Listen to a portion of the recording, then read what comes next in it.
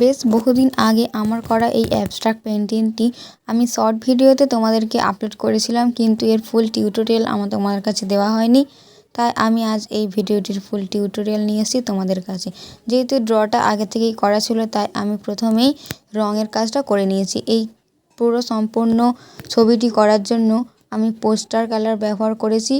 তোমরা যারা ক্যানভাসে করবে ছবিটি, তারা অবশ্যই অ্যাক্রিলিক ফেব্রিক কালার ব্যবহার করতে পারো, কিন্তু যেহেতু এইটা আমি একটা পেজের মধ্যে করেছি, তাই আমি এর মধ্যে পোস্টার কালার ব্যবহার করেছি এবং এর মিডিয়াম হিসাবে আমি পোস্টার প্রসেসে রেখেছি। তোমরা অনেকেই ওয়াটার প্রসেসে করতে পারো, আমি সহজভাবে পোস্টার প্রসেসেই করেছি। তো প্রথমেই আমি বেস কালার হিসাবে মহাদেব ও পার্বতী মাতার ওপরে বেস কালারগুলোকে চাপিয়ে নেব। চাপানোর জন্য আমি সোনাই কোম্পানির 2 নম্বর তুলি ব্যবহার করেছি এবং দেখতেই পাচ্ছ ধীরে ধীরে এক এক করে কিভাবে স্টেপ বাই স্টেপ আমি প্রত্যেকটা বেস কালার একটার ওপর একটা চাপিয়ে যাচ্ছি। এবং এই কথা বলতে বলতে আমি আমার করা আগের কিছু ভিডিওতে তোমাদের কমেন্টগুলো শাউট আউট দেবো ভাবছিলাম, কিন্তু দেওয়া হয়নি। তার জন্যই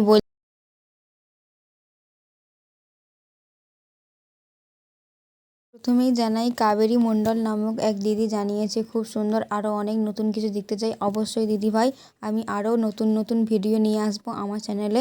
অবশ্যই চ্যানেলটিকে ফলো এবং সাবস্ক্রাইব করে রাখুন, তাহলে নোটিফিকেশান অনুযায়ী নতুন কোনো কাজ দেখতে পাবে। এবং এরপরে তনুশ্রী মণ্ডল জানিয়েছে খুব ভালো লাগছে, থ্যাংক ইউ দিদি। এবং শর্মিলা দাস মণ্ডল নামে একজন দিদিভাই জানিয়েছে, ওনার বক্তব্য উনি বলেছেন যে রান্না বান্না, বাপের বাড়ি, শ্বশুর বাড়ি, ঘর সংসার এসবের থেকে ভিডিওটা খুবই ভালো লেগেছে ওনার। থ্যাংক ইউ দিদিভাই এতটা সাপোর্ট করার জন্য। এবং দেখতেই পাচ্ছ আমার যেহেতু প্রথমেই বেস কালার চাপানো হয়ে গেছে, তাই আমি একটার পর একটা স্টেপ বাই স্টেপ রং চাপিয়ে যাচ্ছি। এবং এই রং করতে করতে তোমাদেরকে বলি, এই কাজটি কিন্তু আমার এখন করা নয়, 1 মাস আগের করা কাজ।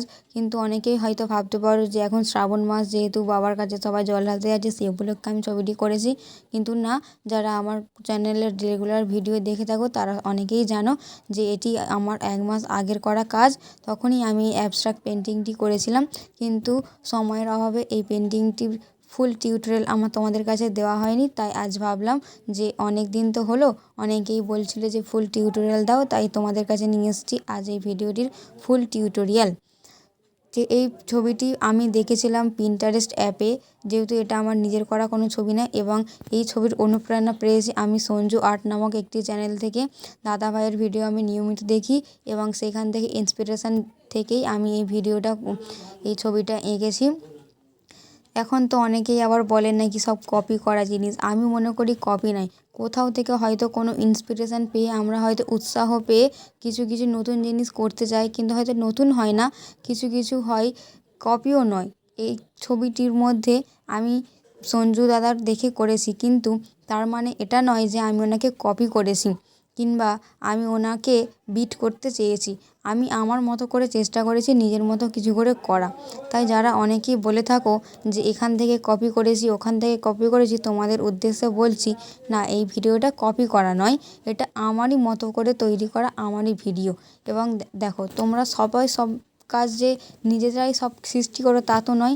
যেমন আমরা পড়াশোনার ক্ষেত্রে কোনো কিছু অনুসরণ করে চলি, ঠিক তেমনই আঁকার ক্ষেত্রেও তাই। এবং শুধুমাত্র তো কপি নয়, এখানে নিজস্ব কিছু আমারও অবদান রয়েছে, যেগুলো আমি নিজের মতো করে করার চেষ্টা করেছি। তোমরা ছবি দেখলেই বুঝতে পারবে যে এখানে আমার অনেক কিছু চেঞ্জ আছে। এই ধরো, দেবী পার্বতীর মুখের কালারটা বলো, হেয়ার স্টাইলটা বলো, এখানে আমারও নিজের কিছু আছে। এই ধরো ব্যাকগ্রাউন্ডটা কিছু চেঞ্জ আছে। আমরা যে সব কপি করি এমন কিন্তু কথা নয়। আমরা কপি করতেও চাই না। কেন কোনো জিনিস আমরা কপি করব? আমরা নিজেরা যতটুকু পারি নিজেদের মতো করে করার চেষ্টা করি। তোমরা অনেকেই বলে থাকো কপি, কপি না। যদি কোনো জিনিস দেখে ইন্সপিরেশান না পাই, যদি কোনো জিনিস উৎসাহই না জন্মায়, তাহলে নতুন কিছু করার সৃষ্টি হবে কী করে বলো? এবং ইন্সপিরেশান তো বড়দের থেকেই শিখতে হবে। এমন তো নয় যে প্রথম থেকেই ছোটো থেকেই আমরা সব কিছু করে ফেললাম, তেমন তো হয় না। তাই কখনো কখনো কোনো বিশেষ ব্যক্তির থেকে ইন্সপিরেশান পেয়েই আমরা এই কাজগুলো করে থাকি। তাই দাদাকেও বলবো, দাদা তুমি একদমই ভেবো না যে আমি এই ছবিটি কপি করেছি, আমি আমার নিজের মতো করে উপস্থাপনা করার চেষ্টা করেছি। এর সঙ্গে যারা এই শ্রাবণ মাসে প্রত্যেক সোমবার বাবার মাথায় জল ঢালো তারা কে কোন নিয়মে কোন নীতি মেনে করো অবশ্যই জানিয়ে যেও, তাতে আমারও উপকার হবে এবং যারা কমেন্ট পড়তে আসবে ওনারাও অনেক কিছু জানতে পারবে। আর যারা যারা বাবার ভক্ত আছে তারা তো অবশ্যই হর হর মহাদেব লিখে যাবেন কমেন্টে। এই দেখো তোমাদের সঙ্গে কথা বলতে বলতে আমার পুরো ছবিটাই প্রায় কমপ্লিট হয়ে এসছে। এবার আমি এখানে কিছু ডিটেলস অ্যাড করছি, এই ডিটেলস অ্যাড করে করেই আমার ছবিটা কমপ্লিট করে ফেলবো।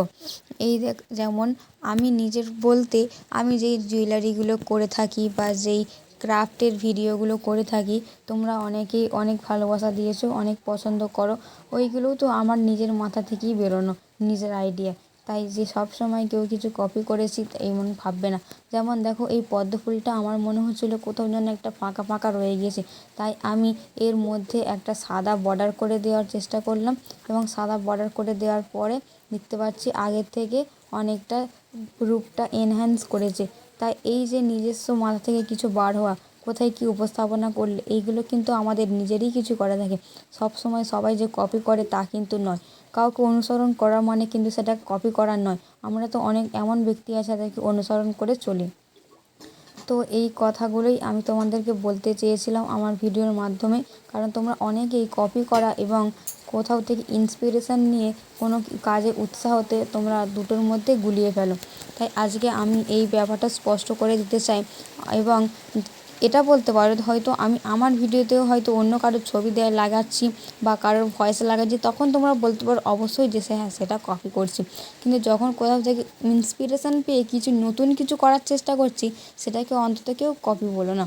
এবং আমি এই ছবিটি সম্পূর্ণটা ফিনিশিং করার জন্য একটা কালো বর্ডার করে নিচ্ছি এবং এই কালো বর্ডার করার জন্য 000 তুলিটা ব্যবহার করেছি সোনাই কোম্পানির।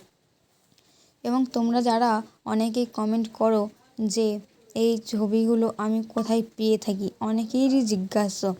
দেখো ছবি বলতে কোনো বেসিক্যালি কোনো আর্টিস্টের ছবি থেকে হয়তো আমরা অনুসরণ করে নকল করার চেষ্টা করি এবং সেখানেও নিজস্ব কিছু চিন্তাভাবনা থাকে। এইভাবেই নতুন নতুন করে ছবি করার চেষ্টা করি। এবং এই ছবিটি আমি দেখেছিলাম সঞ্জু আর্ট গ্যালারি থেকে, ওখান থেকেই আমার এই ইন্সপিরেশান এই ছবিটি করার জন্য। এবং সেইটিতে ছিল ক্যানভাসের ছবি, আমি এখানে ক্যানভাস না ড্রয়িং বোর্ড মানে খাতা ব্যবহার করেছি। এবার রং হিসেবে আগেই বলেছি পোস্টার কালার ব্যবহার করেছি এবং পুরো ছবিটি আমি পোস্টার প্রসেসেই করার চেষ্টা করেছি। এবং পুরো ছবিটি করার জন্য আমার প্রায় এই 4 ঘন্টা লেগেছিলো, যেহেতু আমি একটু স্লো। তোমরা যারা আছো অনেকেই খুব স্পিডে ছবি করতে পারো, তাদের হয়তো 1-2 ঘন্টার মধ্যে হয়ে যেতে পারে। তাই তোমরা যারা আমার ভিডিও দেখছো এবং যারা ভাবছো যে এই ভিডিওটা দেখে এই ছবিটা করার জন্য, তারা অবশ্যই এইটা ট্রাই করতে পারো। আমার কিন্তু তখনও মনে হবে না যে তোমরা আমাকে কপি করেছো, মনে করবো যে না আমার অন্তত কিছু নিজস্ব চিন্তাভাবনাও রয়েছে। তাই যারা আমার ভিডিওটি দেখে এই ছবিটা আঁকবে ভাবছো তারা অবশ্যই একবার কমেন্ট বক্সে লিংক দিয়ে যেও, আমি তোমাদের ভিডিওটা দেখব এবং ছবি দিয়ে যেও। কথা বলতে বলতে দেখো আমার প্রায় পুরো ছবিটাই কমপ্লিট হয়ে গিয়েছে। এবং শ্রাবণ মাসের সোমবার কে কোথায় জল ঢেলেছো এবং কারা কারা তারকেশ্বরে গিয়ে বাবার মাথায় জল ঢেলেছো অবশ্যই জানিও এবং তোমাদের সেই অভিজ্ঞতা জানিও, যেহেতু আমি একবারও গিয়ে পৌঁছাতে পারিনি বাবার কাছে। তাই তোমরা তোমাদের বক্তব্যটা অবশ্যই জানিয়ে যেও।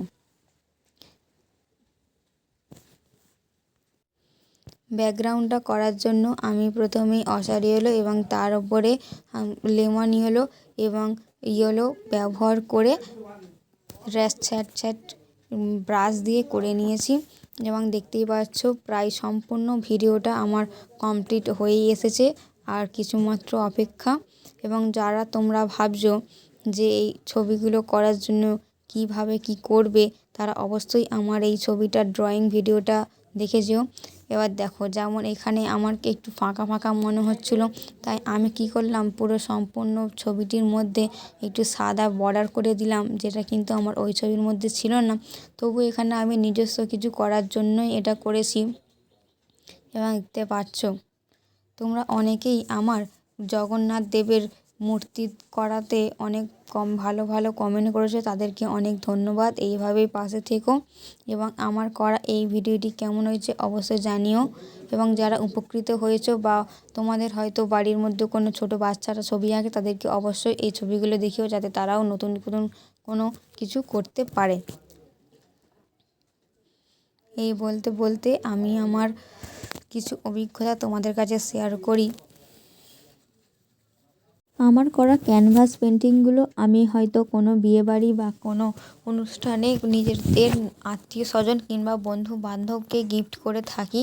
তোমরা অনেকেই দেখেছো আগে আমি কিছু ভিডিও করেছি, যেগুলো আমি কিনা আমার করা জিনিসপত্র অন্যকে গিফট করে থাকি।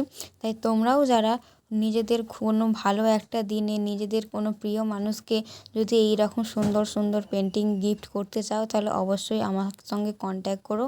আমি এই সুন্দর সুন্দর পেন্টিংগুলো সেল করে থাকি।